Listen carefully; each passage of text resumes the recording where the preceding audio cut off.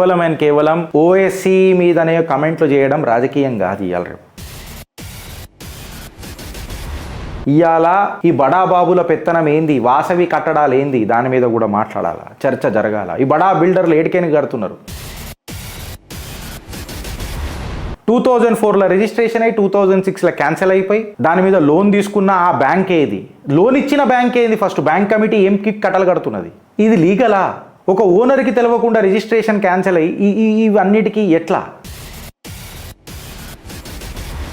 సాక్షాత్తు మోదీ గారు పిలిచి పురస్కారం ఇచ్చి రాష్ట్ర ప్రభుత్వం 250 గజాలు ఇస్తే మళ్ళా తిరిగి రాష్ట్ర ప్రభుత్వంలో చేరిన ఒక ఎమ్మెల్యే ఖైరతాబాద్కి సంబంధించి ఆయన ఈ భూమిని కబ్జా చేస్తున్నాడు అని చెప్పి గంభీరమైన ఆరోపణలు వస్తున్నాయి. ఇంకా సాక్ష్యాలు గట్టిగా రాలేదు, అందుకే నేను చెప్తలేను. కండిషన్స్ అప్లైడ్ అని చెప్పి నేను ఆపి పెడుతున్నా.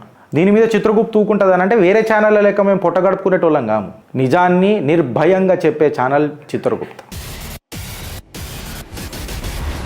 ఒక స్కూప్ నేను చెప్పిన నేషనలైజ్డ్ బ్యాంక్ది రంగం సిద్ధమైంది. నా పర్సనల్ రిక్వెస్ట్ ఏందని అంటే, నేను ఆఫీషియల్స్కి కాల్ చేస్తున్నా ఫ్రెండ్స్. యాక్చువల్లీ ఆ కథనం ఇలా రన్ చేద్దామని అనుకున్నా, బట్ మేమేం చేసినా కానీ చెప్పి చేస్తాం కాబట్టి ఒక నేషనలైజ్డ్ బ్యాంకులా లోన్లు తీసుకొని కేవలం ఒక 10 గజాల జాగా పెట్టి అదే జాగాను 2-3 బ్యాంకులకు తిప్పి లోన్లు మీద లోన్లు తీసుకొని షెల్ కంపెనీలు తయారు చేసి ఆ షెల్ కంపెనీలలో పైసలు రొటేట్ చేసి absolute case of money laundering చేసి ట్యాక్స్ ఎవేజన్ చేసి ఎన్పిఏలు చేసి విల్ఫుల్ డిఫాల్టర్లైన ఒక సంస్థ, ఆ సంస్థకు సహకరించిన ఒక నేషనలైజ్డ్ బ్యాంక్, దీని మీద కథనం రన్ చేస్తుంది చిత్రగుప్త.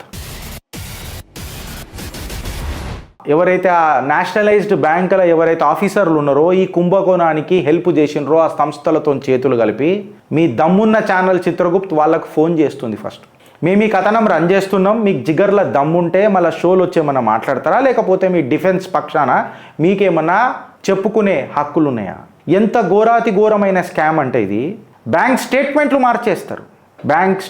మార్చేస్తారు, ఇష్టం వచ్చినట్టు అల్లకల్లోలం సృష్టిస్తారు, ఇన్వెస్టిగేషన్ రిపోర్ట్స్ బంద్ చేస్తారు, తాకట్టు పెట్టిన ఆస్తులు బ్యాంకులతో చేతులు కలిపి తీసేసుకుంటారు, లోన్లు అట్లనే పడి ఉంటాయి.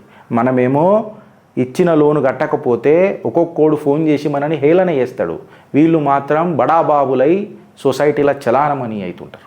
ఆ బ్యాంక్ అఫీషియల్స్కి ఫోన్ చేసిన తర్వాత ఆ సంస్థ అధినేతకు కూడా ఫోన్ చేసే ప్రయత్నం చేస్తుంది చిత్రగుప్త. ఒక ఛాన్స్ వాళ్ళకు చెప్పినాక హెచ్చరిక జారీ చేసిన తర్వాత ఇదే మీ ఛానల్, మన ఛానల్ చిత్రగుప్త్ జిహెచ్ఎం అరాచకాలను కూడా బయట పెడుతుంది.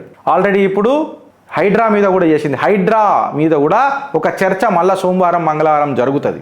The same Chitragupt, Girish Daramoni and Akula Satish మళ్ళా మండేనో ట్యూస్డేనో మీ దగ్గరకు వస్తున్నారు. కొన్ని కీలకమైన అంశాలు హైడ్రా మీద మాట్లాడుతున్నారు. ఈ హైడ్రా ఏదైతే ఫస్ట్ యాక్షన్ తీసుకోవాలనో ఆ అధికారులకు గడ్డపార దించిందా అని ప్రశ్నిస్తుంది. కాంగ్రెస్ హీన చరిత్ర కూడా నెక్స్ట్ వీక్ మీకు పరిచయం అవుతుంది. కొన్ని 100 ఎకరాల భూమి ఎట్లా దారదత్తం చేసిండ్రు అనేది మీ చిత్రగుప్తు పరిచయం చేస్తుంది. నేను ఇంతగానం చెప్తున్నానంటే డేటా ఈజ్ రెడీ. నేను వాళ్ళకు ఫోన్ చేసి మరీ నేను స్టార్ట్ చేస్తాను. అంటే మా జిగర్లో ఎంత దమ్ము ఉండాలని.